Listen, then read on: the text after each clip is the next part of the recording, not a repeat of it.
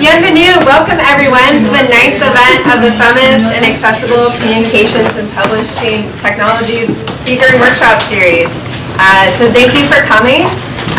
So I'm Dr. Alex Ketchum. I'm the faculty lecturer at the IGSF and the organizer of this exciting series. I'm so glad you all came out on a Thursday night. So this series, just to give you a little background, if it's the first one of these events you've gone to, if it's not the first event, you've heard this before, but this series seeks to bring together scholars, creators, and people in industry working at the intersections of digital humanities, computer science, feminist studies, disability studies, communication studies, LGBTQ studies, history, and critical race theory. So this series is going to bring forward critical approaches to publishing practices, communication strategies, and techniques for making research dissemination more accessible. And part of one of the main motivations for starting this series, although it has taken kind of different forms, was that oftentimes humanities and social science studies scholars will critique traditional academic publishing and communication strategies as being sexist, classist, racially biased, and inaccessible. And the kinds of solutions offered, like open access or this kind of vague technological solutions, actually don't take into account some of the problems with technology. They often romanticize and fetishize technological alternatives and do not look at how inequity can be perpetuated or only shifted, especially at the level of algorithms. And I think some of that is what we'll be talking about here today. So as we seek to draw attention to power relations that have been often invisibilized, it's important to also acknowledge the land that we're on and Canada's long colonial history, as well as its current political practices, and also acknowledge that that McGill University is named after, owned slaves. So it's important to always historically contextualize where we're doing this work. So this series is made possible by a lot of different funders. If you're curious, you can look on our website. SSHRC was one of the big ones, IGSF, Media at McGill, MILA, Department of Arts, RICAF, and basically every university in Montreal has given some money to this, so hopefully we bring in people from all the universities as well. So we have over 22 events this year. It's looking like it's going to be about 25 now as we're continuing to add more events to the calendar. This is the 9th event.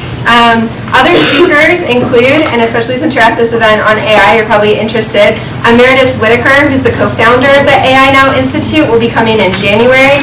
Abigail Egokok will be talking about decolonializing data in January. Ruha Benjamin is coming this November. She's the author of The New Jim Code, Race After Technology, and we have so many more speakers.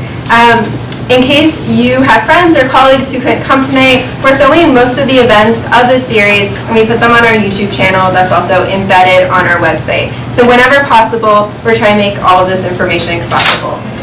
And you can follow information about that on our website, which the redirect website URL, because the other one was too long, is disruptingdisruptions.com. And then we also have a Facebook page to find out about events and a Twitter feed. All of our events are free to attend and open to the public and in accessible spaces.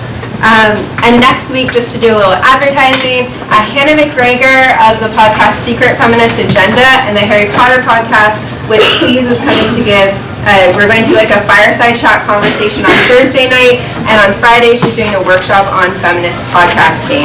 And that will be done by 11:45, so if you're going to the climate march, you still have plenty of time to participate. So 9:45 to 11:45.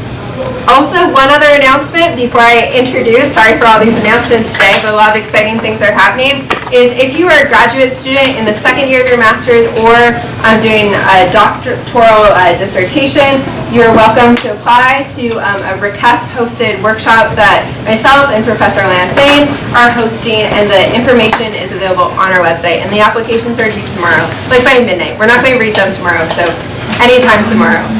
Okay, so now for today's event. Dr. Sarah Myers-West is a postdoctoral researcher at the AI Now Institute of New York University, an affiliate researcher at the Berkman Klein Center for Internet and Society. Her research centers on the critical study of technology and culture with an emphasis on historical and ethnographic methods. She is currently working on a project that addresses the politics of diversity and inclusion in technological communities by exploring the nexus of artificial intelligence, gender, and intersectionality. She received her doctoral degree from the Annenberg School for Communication and Journalism at USC in 2018, where her dissertation examined the cultural history and politics of encryption technologies from the 1960s to present day. Her work is published in academic journals such as New Media and Society, Policy and Interest, Business and Society, and the Internet Policy Review. So thank you all for coming, and I'd like to welcome Sarah Myers-West.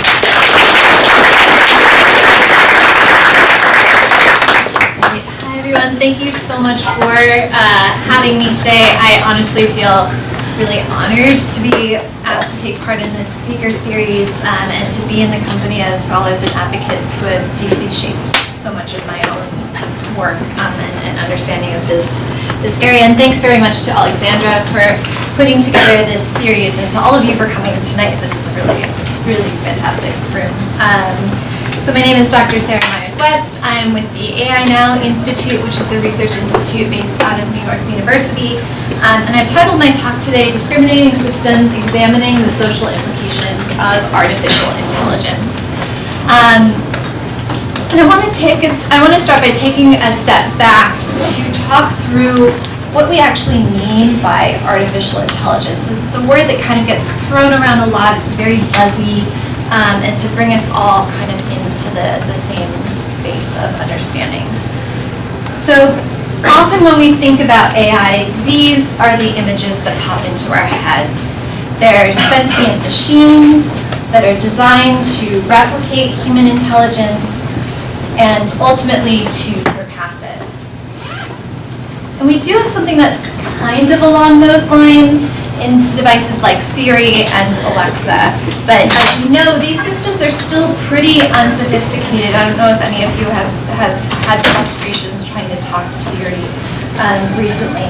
And they're really nothing close to what the movies tell us that AI is. And in some ways that might be reassuring. More often than not, AI as it's being used in the world around us doesn't really look very much like human intelligence. And in fact, as folks like Meredith Broussard have pointed out, often these systems are fairly unintelligent. Most AI systems, as used today, rely on applying statistical methods to very large amounts of data, looking for patterns in order to make predictions about future events.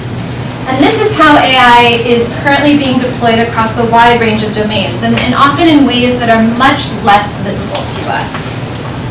So when we buy something at a store, for example, artificial intelligence might be at work in determining the price of the goods on the shelves, or assessing what needs to be restocked. It's used to evaluate what products we're buying, to offer us coupons to try and get us to come back. And AI systems might be at work, for example, in shaping the traffic patterns as we drive home, or telling us the optimal route for how we get there. And those are all pretty mundane examples. But we also see AI being used in ways that are much more deeply consequential. In healthcare settings, AI might be used to make recommendations for cancer treatments. It might be used to determine who receives, in the US, Medicaid benefits. It can determine where our kids go to school. It can determine whether or not someone will go to jail before they're sentenced for a crime. Let me dive a little deeper into what this looks like. So it was recently revealed that Amazon had developed an internal hiring tool that would help the company to rank and assign scores to resumes that candidates submitted for open positions. And the idea was that they could train the system to help it surface the best candidates. They received an awful lot of resumes every year. And they were looking for who would be the best fit for Amazon based on data from past hiring decisions. Kind of similar to how Amazon makes recommendations for, what book you might want to buy next based on your past browsing habits. The goal was that through the system they'd be able to surface the best talent, and in so doing also try and reduce the likelihood of bias.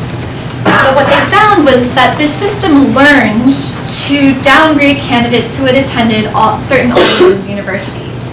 And in fact, to downgrade others for even mentioning the word woman in their resume. Now, the engineers developing the system tried to apply techniques to reduce the bias, but they found that it was basically baked too deeply into the system for it to work. They couldn't develop a functional system without discriminating, and ultimately they ended up scrapping it entirely. This was not ultimately put into practice. what does this example teach us? For one, it illustrates a principle of garbage in, garbage out. The training data that Amazon used was based on past hiring decisions, and it probably comes as no surprise to all of you that the company's engineering workforce is made up predominantly of men. This is why qualities associated with women were downranked in the system. It was identifying patterns and replicating those patterns. But it also shows us how difficult it is to build an unbiased AI system. It's a really difficult, complex problem. Amazon employs some of the world's leading machine learning researchers, and after applying cutting-edge techniques in data science, they couldn't produce a system that wasn't discriminatory. So what does that sort of leave the rest of us to do? So at the AI Now Institute, we're engaged with studying the consequences and social implications of AI as it's being deployed across a wide range of domains. We have an interdisciplinary team of researchers working on hiring, on education, on the environment, on healthcare, security, criminal justice. We act as a hub for the emerging field of research that's focused on these issues. We're the world's first research institute that's devoted to studying the social implications of AI, and we remain the first and only AI institute to be founded and run by 2 women. And given where I stand today, it's maybe worth talking briefly about how we are approaching this research. We really strongly believe that in order to understand this field, it's really critical to draw on all of the methodological tools available to us. And in particular, we believe that the social sciences and humanities have a really critical role to play in helping us make sense of our technological presence and future. And so, although AI is often positioned as a STEM field, the field's history actually is a very rich interdisciplinary crossroads of psychology, of behavioral science, of anthropology, and philosophy. But we also see across this history a practiced erasure of the contributions of women, of trans people, of people of color. And so in the work that I'm presenting today, I think it surfaces the need to render more visible this work in the history of AI, that this is actually central to the field.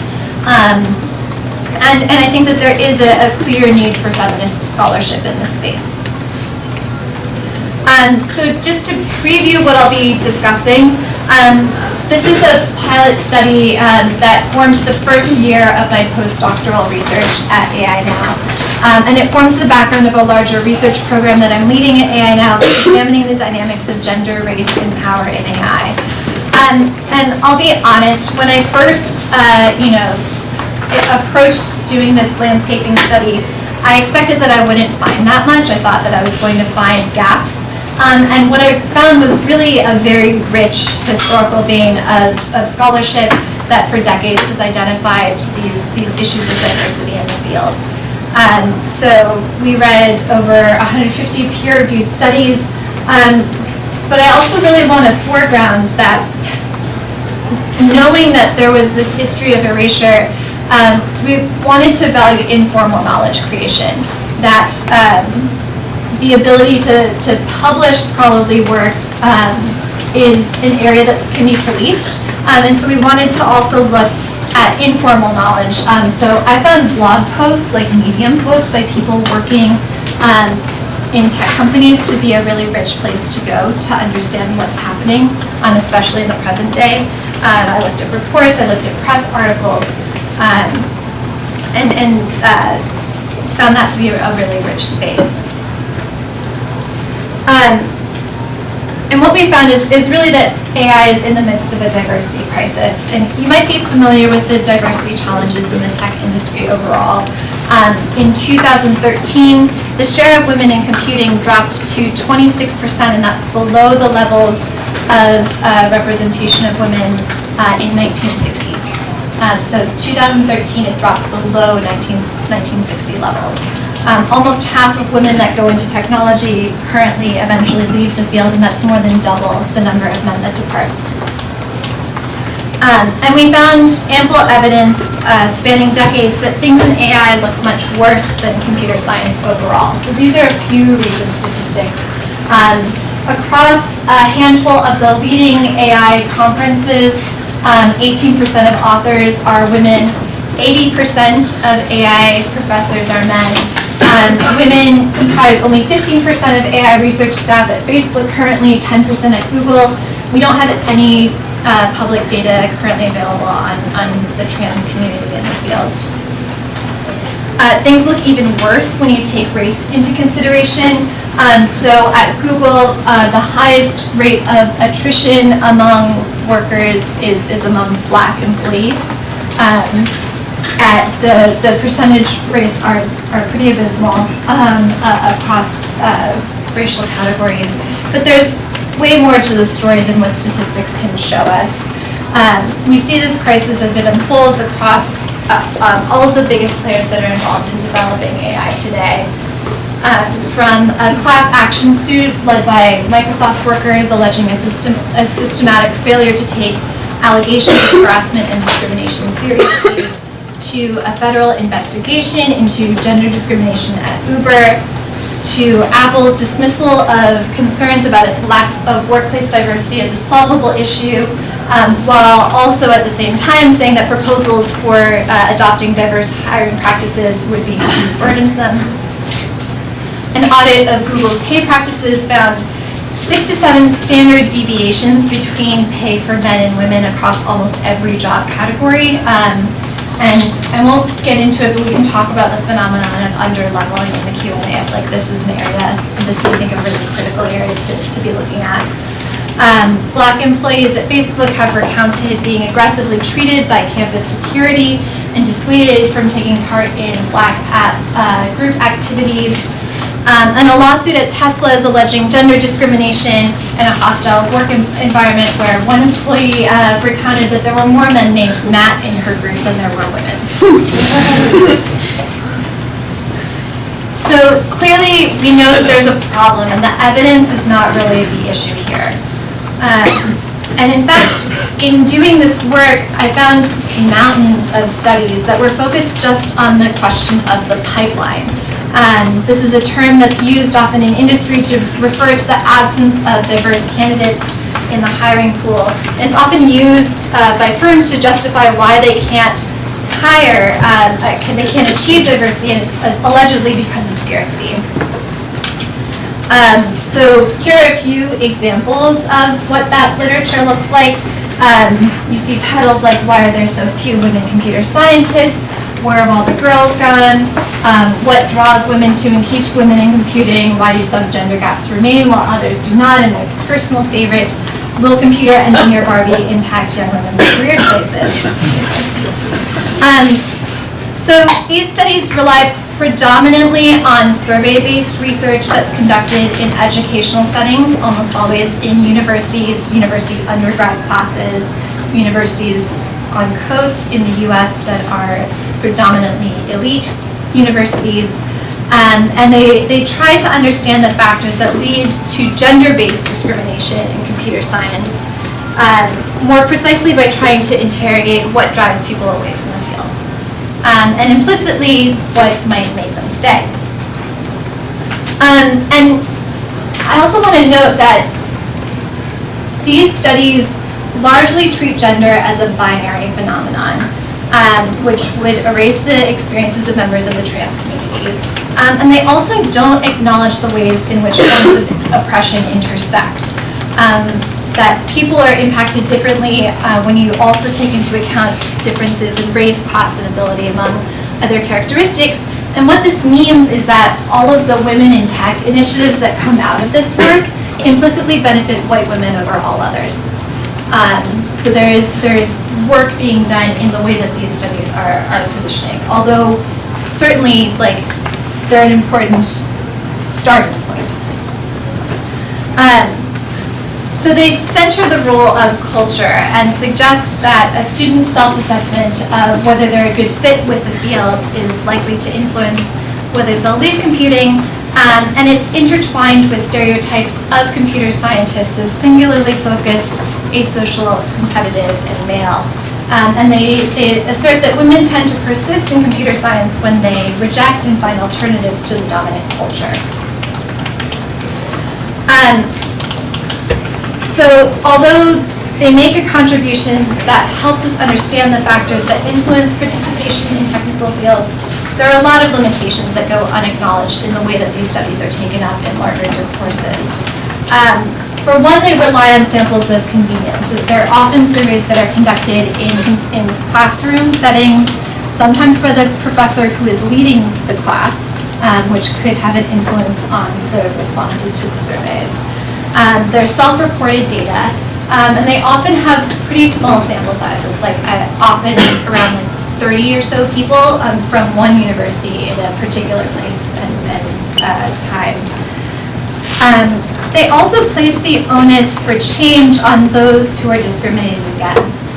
And that raises the question of what's the work that these studies are doing. They're a fairly narrow frame through which to view potential barriers to inclusion. And they largely address the solutions toward educators. And although that's certainly a critical gateway, it's not an excuse not to address discrimination in recruiting environments, in the workplace, to address actually existing racism, ableism, and misogyny. And so in the report, we argue that diversity initiatives really need to be accompanied by efforts to address workplace cultures and the logics of how technical systems are designed, the cultures of exclusion that have been very frequently documented, but that remain woefully unaddressed. I remember seeing one study that looked at the philanthropy initiatives of, I think it was 27 leading tech companies, and they found that 0.4% of all philanthropic giving in 2017 went specifically toward initiatives geared toward women of color. So that was $350,000 across 27 tech companies in a year that went to initiatives focused on women of color. So that's like a drop in the bucket when you look at companies' profits. So despite the volume of these studies, despite the relative consistency of their findings, we really don't see that much substantive change. And in fact, you can see similar trends historically. So you may already know that computer programming was originally seen as women's work. And it was when programming began to be seen as a professionalized and expert domain that it was gendered male. As Mar Hicks writes, throughout history it has often not been the content of the work, but the identity of the worker performing it that has determined its status. Let's take a step back for a moment. What I've just traced here is that discrimination in the field of AI is extensive. There's ample evidence to support it, and that has a very long history. But I want to shift gears to talk a little bit about the consequences as we see them emerging in AI technologies themselves. So I started talking earlier about digital voice assistants like Siri and Alexa. And a UNESCO report that was released recently talked about how these assistants are perpetuating gender biases because of the way that we relate to these devices. They say that these devices, which are, tend to have feminine voices by default, sort of position our relationship to them in which women are situated in a position of servitude. And that the micro interactions that we have on a daily basis accumulate over time in ways that will perpetuate gendered biases. And if you look across the entire product category, nearly all such products are gendered feminine. And this is a particular cultural choice. These companies have like very lengthy biographies of like who Siri is, or like Cortana, I think. If you look at the bio for how Cortana is envisioned, she's like the child of two professors, one of whom is like a historian and the other one's an economist. And she grew up in like New York, but then she's traveled all these other places. And like these are really rich like imaginaries that are developed around these systems. And they're very particular.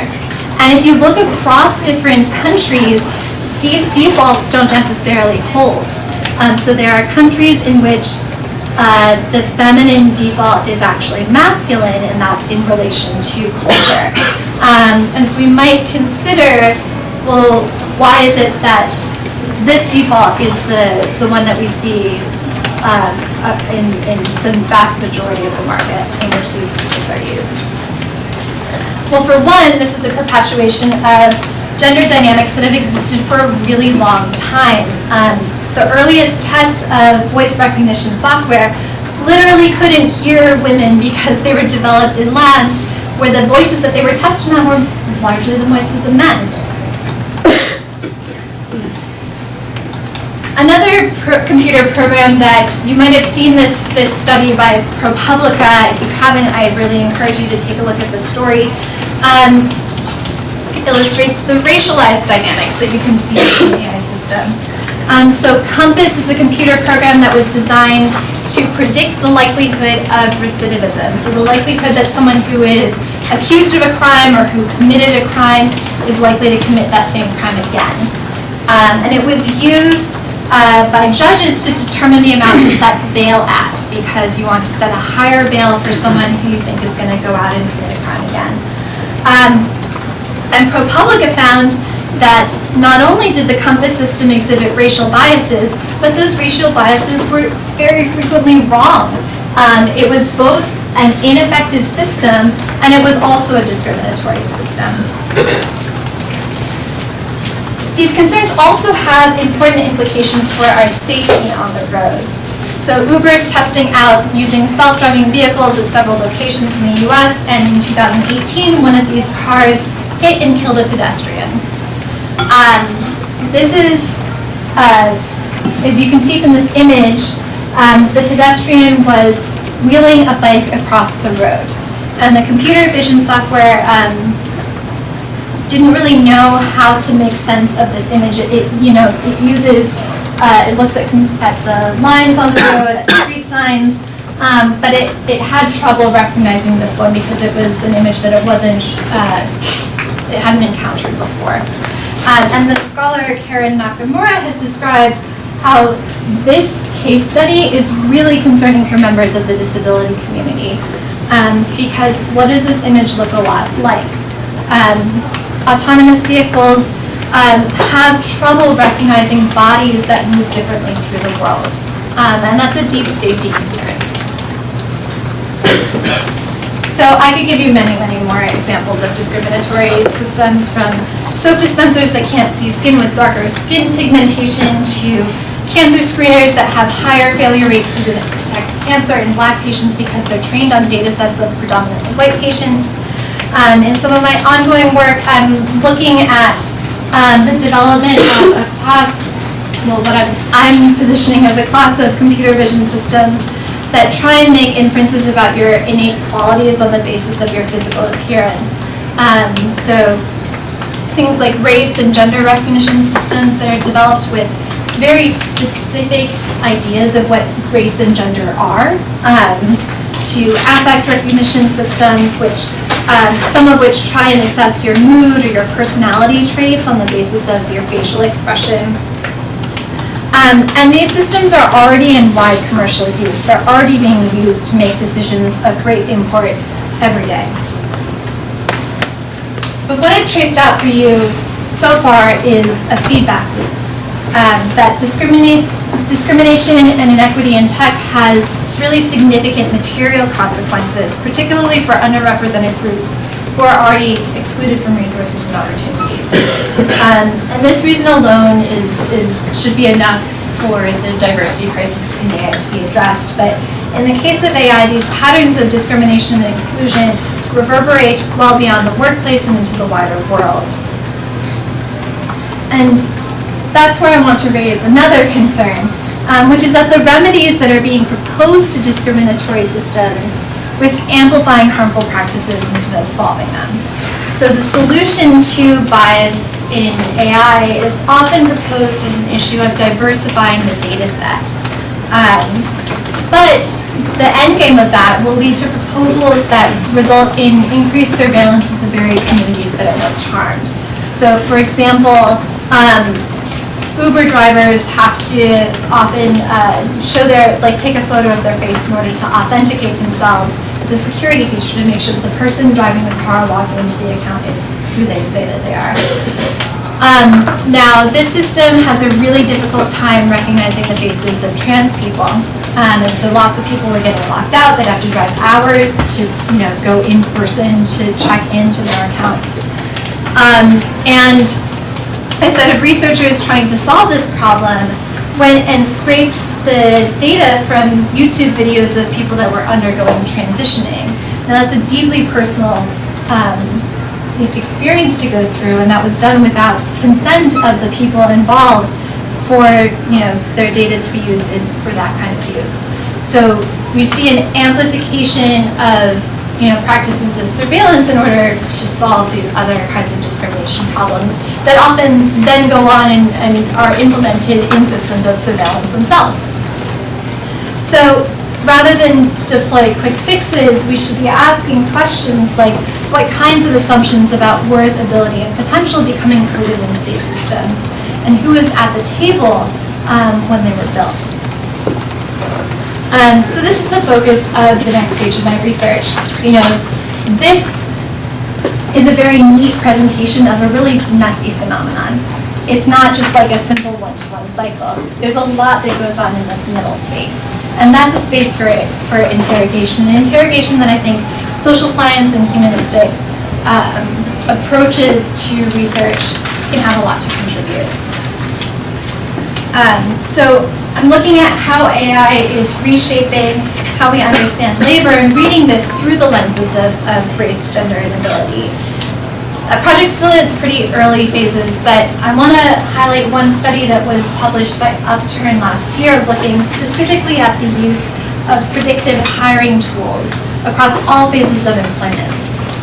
So this ranges from how job ads are placed and who they're targeted to. Are you going to see a highly remunerative job? Are you going to see lower paid jobs? To the scanning and ranking and evaluation of resumes, like the Amazon example that I started with, the use of tools in video interviewing that will listen to things like your ums and your pauses and your vocal fry in order to make assessments of what kind of job candidate you are. That's in wide use, by the way. There's some banks that are no longer conducting on-campus interviews and only using video interviewing in order to be able to use these tools. Tools that make recommendations about what salary you're going to be offered and how to evaluate employees when you're in the job. And they found significant biases at all of the stages in which these AI systems are used. One of my favorite anecdotes was they talked about a resume screening company that found that its model had identified that having the name Jared and having played high school lacrosse was going to be a very good predictor of success in the job, which clearly had nothing to do with no positive with anything that had to do with the job. But what that does is it perpetuates certain ideas about culture fit. Who is going to be, a good fit for the company, and that is going to amplify existing discriminatory effects, and sometimes in ways that are a lot harder to track and make sense of. Most significantly, these biases surface even when tools explicitly ignore race, gender, age, and other protected attributes, because this is an area where we have a lot of anti-discrimination law. But even when you exclude them, you see them emerging through proxy variables. Things like your zip code, things like your name, can replicate these patterns of inequity, even when the kinds of things that are protected under law are taken out of consideration. So throughout this talk, I've highlighted the ways in which what humans do remains infinitely more sophisticated than what these systems provide. But we're still deploying these systems at large, even though, as though they're going to be fairer or more objective than what humans can do. And so, one thing that I'd like to leave everyone with is the need to be wary of automation bias, which is something we're all prone to, this idea that we give outsized weight to the outputs of automated systems, despite the expertise that we all hold. It's not to say that we're not flawed, but it can often be much more difficult to understand bias at scale in the way that these systems are built, and also the way that trade secrecy is used to make it very difficult to scrutinize them from outside. We also shouldn't give weight to claims that this is our inevitable future. So regulators are looking at a variety of forms of algorithmic accountability. In the US, we have an Algorithmic Accountability Act before Congress that would require companies to assess whether there are biased or discriminatory outcomes in algorithmic systems. We see discussions about banning the use of facial recognition here in Montreal among members of the City Council. We've seen bans enacted in cities throughout the United States. And we also see moves among tech workers themselves in the face of inaction by their employers. Tech workers are walking out and trying to construct the kinds of workplaces that they want to take part in, ensuring that they're inclusive of everyone, regardless of race, gender, ability, sexual identity, class, or importantly, contract status. And many of these, Google, over half of its employees are employed on contracts. They're in precarious positions. And they're refusing to take part in projects that they see as immoral. So tomorrow in the US, we see the first walkout by, I think now there's 8 major tech companies that are going to be walking out over the environmental impact of what their companies do. And that's the first time we've seen workers from companies get together and do a cross-company action. So we could see the tech industry as a harbinger for things to come in the future of work, both as a space for possibilities of hope, but also a place where we really have a lot of hard work to put in. And I think we should think critically as well about what it means to position folks that are working at tech companies as the locus of change. There's reason to think critically about that. And so as students, as researchers, and as educators, I think everyone in this room is uniquely positioned to play a critical role in shaping what that future looks like. So lastly, I would be remiss if I did not foreground some of the studies that deeply shaped this work. These are a few that would be a really fantastic place to start. If you go on ANO's website, we also put together a playlist that came out of the initial research that we did that highlights some of the historical work, and you'll be able to find that on the website. But for now, I'll leave it at that and say thank you very much.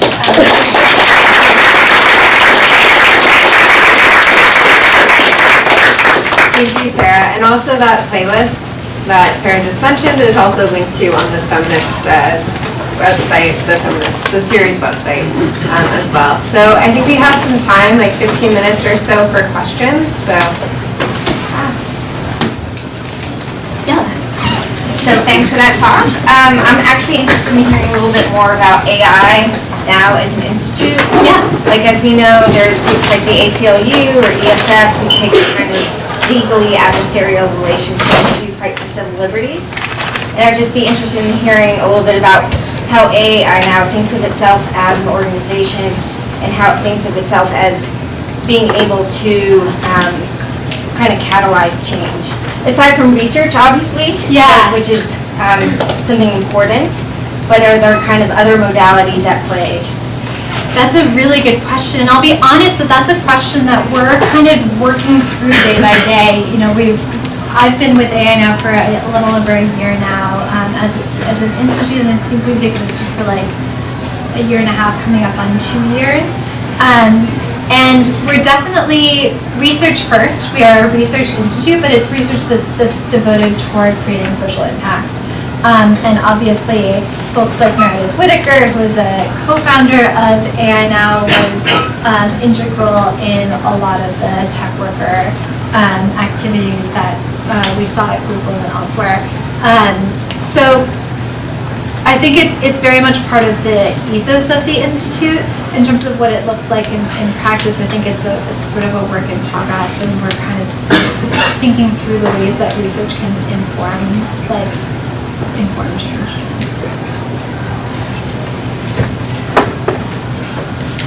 Yeah.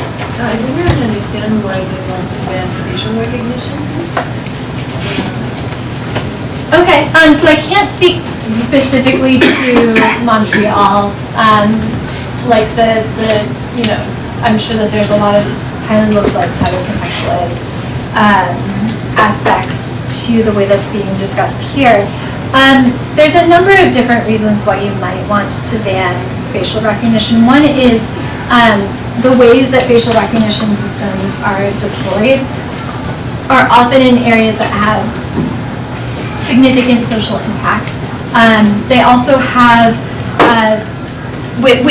and I should say, without much accountability for the way that these systems are being developed, they have pretty low rates of accuracy, particularly for darker-skinned women. And so if you're using them, for example, in security contexts, it means that they're going to have disparate impact on certain communities over others. There's also some real privacy considerations. So it incentivizes the widespread deployment of surveillance, and then adding to that decision making. So there's a number of I think really gnarly issues, and at the moment we don't really have any form of accountability. So the first step has been to institute a moratorium until we can figure out ways of building the systems of accountability. Yeah. When you said it's problematic that a lot of companies now have to go into like smaller communities or say use YouTube to gather facial data for trans people, transitioning people, is there any better way to do that quickly to unbias these systems like in a quick time frame besides maybe being a little bit intrusive? So I'll be clear, this is a really gnarly problem. It's really complex, it's really hard. Also, I think as I highlighted as well, diversifying the data set doesn't necessarily fix the problem. A lot of the issues with discriminatory systems have to do with the system design itself, the model itself, the kinds of inferences that it purports to make. So I'll give you an example. Gender recognition systems, one of the primary use cases for gender recognition systems is that it cuts down on compute power.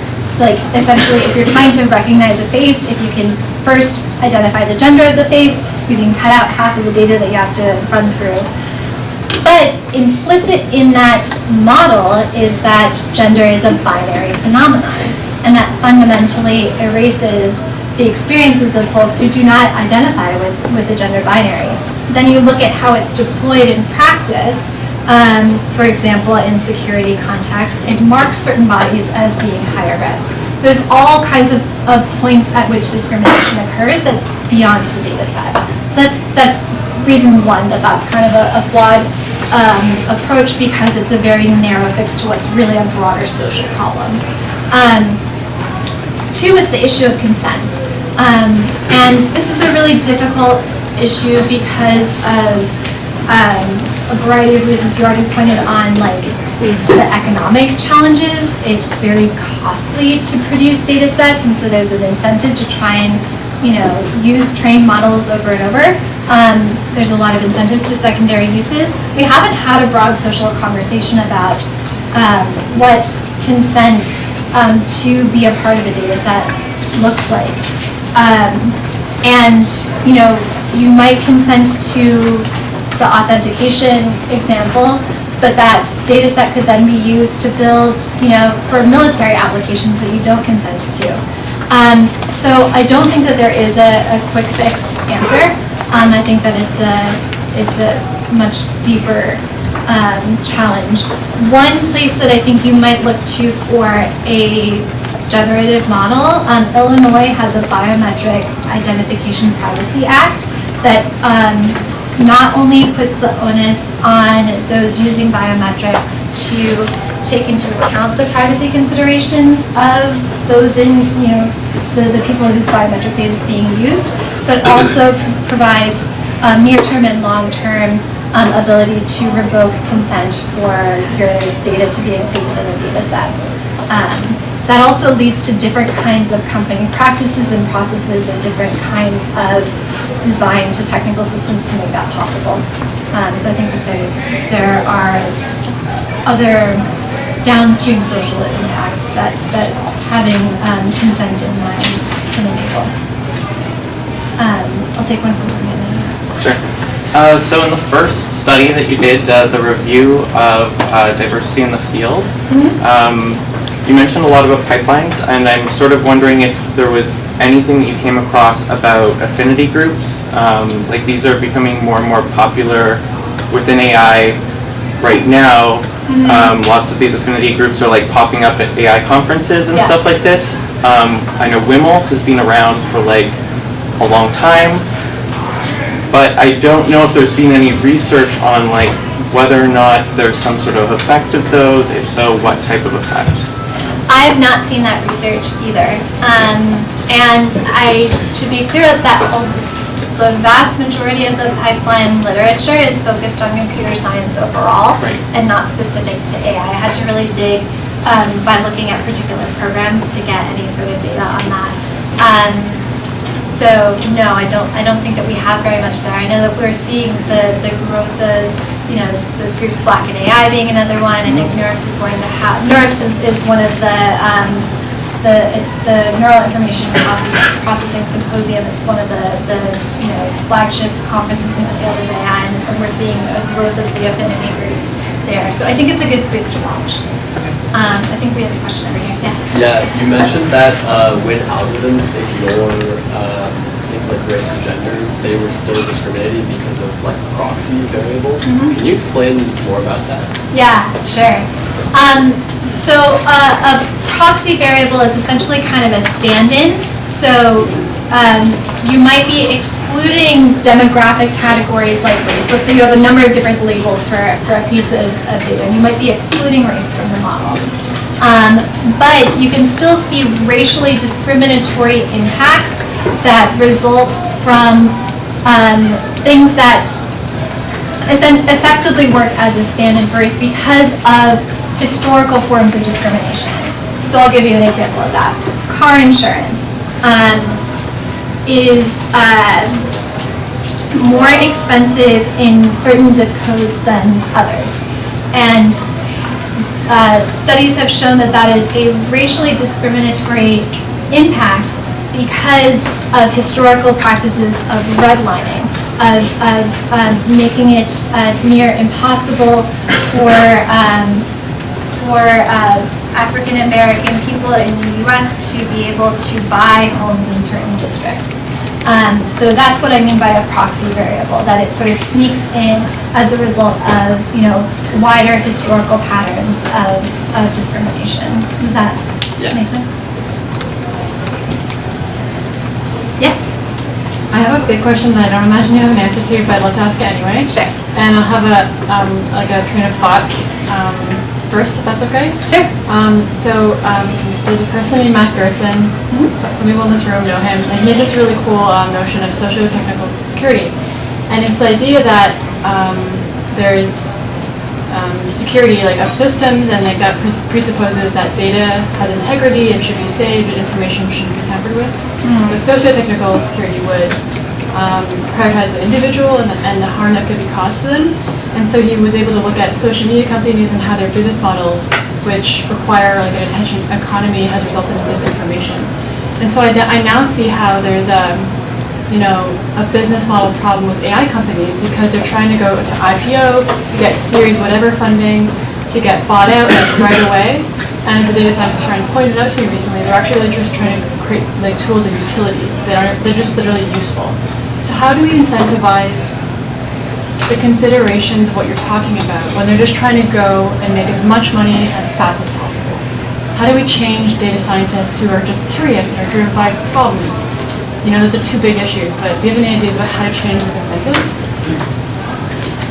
I mean, regulation is one possible way to change the incentives. I'm wary of any approaches that sort of take the standpoint of it's just evil engineers that are out to create harm, which is not what you're saying. But I think that that's often what people gravitate towards, is that these people are trying to do bad stuff and we have to stop them from doing bad stuff. these are really, really complex social phenomena that are entangled with very deep and long-lasting historical patterns of discrimination. And so I think addressing these challenges probably needs to start there, honestly, and also to take those dynamics into account in the ways in which they're deployed. So, you know, if we know that there are the data that police are producing on communities is, you know, tied in with dirty policing tactics historically, then don't feed that data directly into, you know, predictive policing systems without, you know, acknowledging that that data is going to then perpetuate those practices. That's kind of the focus of a report that my colleague, a law review article that my colleague Rashida Richardson wrote called Dirty Data. Don't sort of leave decisions to these systems or position these systems as though they're going to be making decisions in ways that are more objective and less biased, which I think is both how they tend to be adopted, and they're also how they tend to be sold.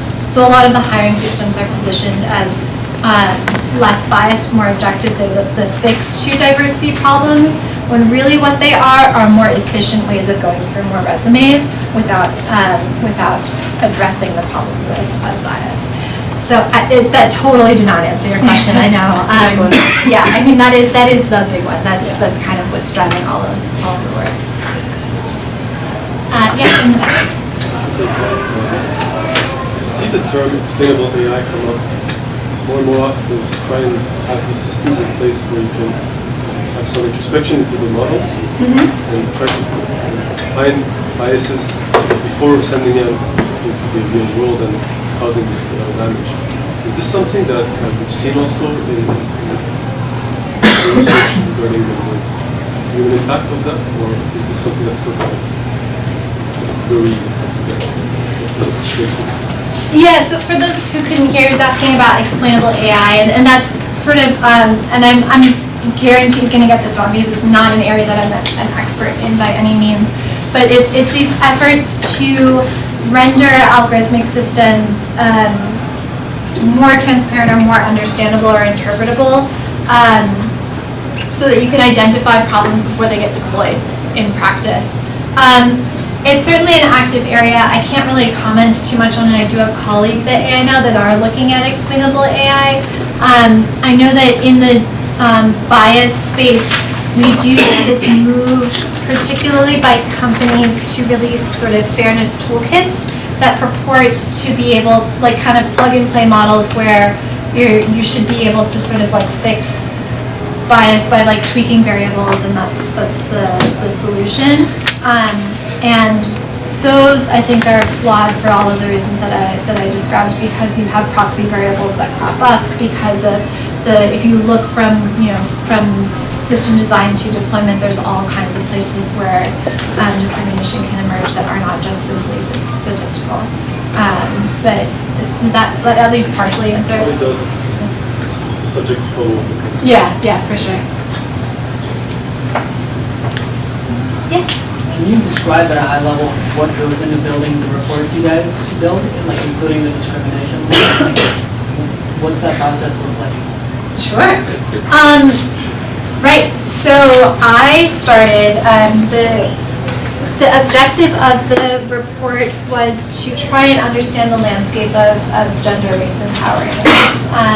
And so I started by purposely trying to scope it really widely and look across disciplines. So I ran lots of searches on different kinds of research databases. I looked at syllabi. I snowball sampled. So when I started with a set of studies, I would look at who they were citing and then look at who they were citing to build out this, you know, really robust body of data.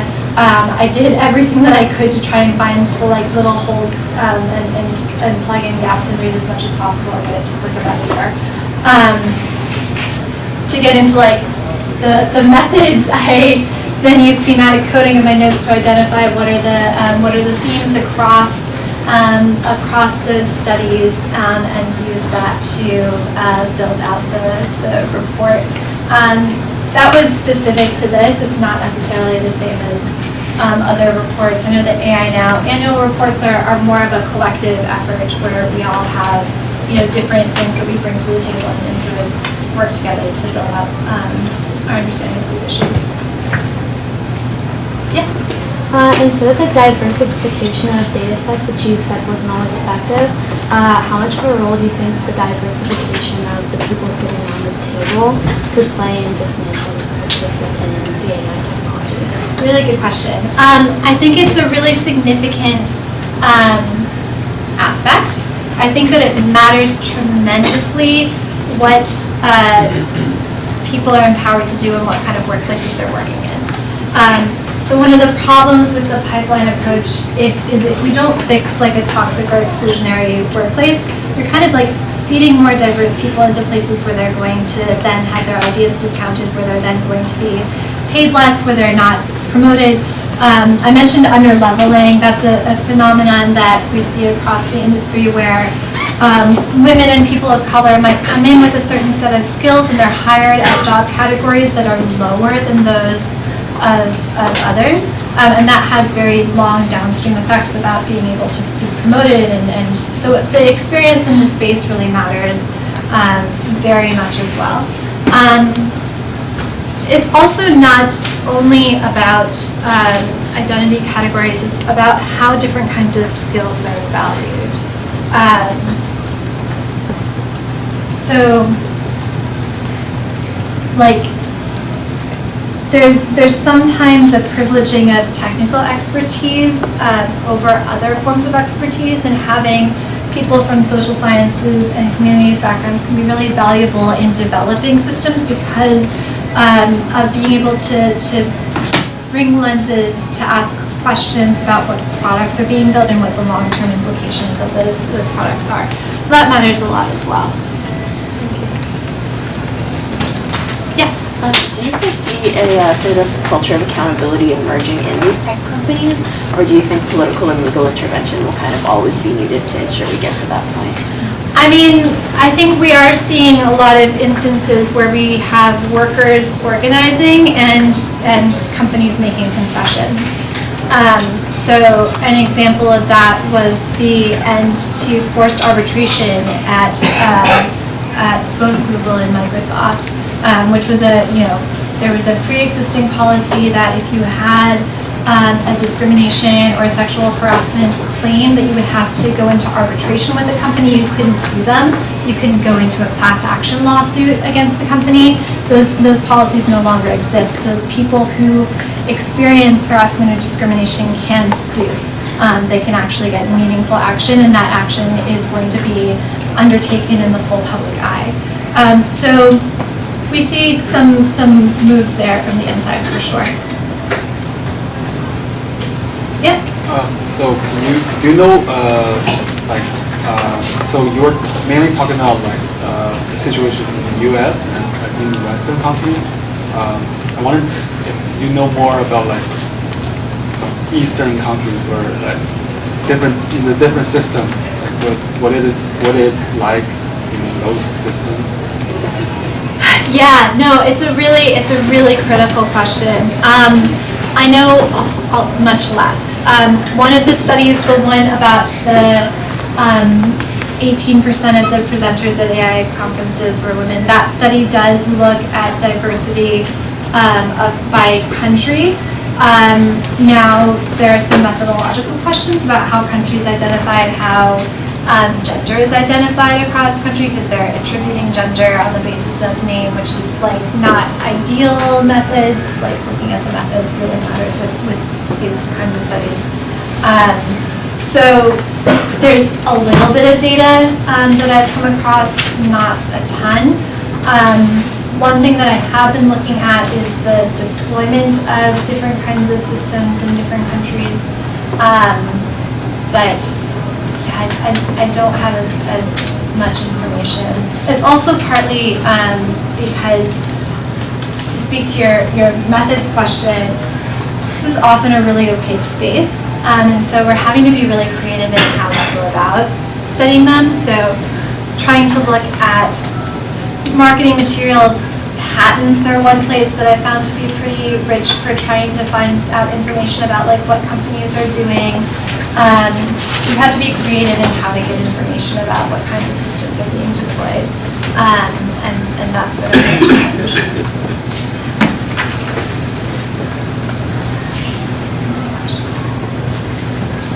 Okay, well, thank you everyone for coming. Thank you again.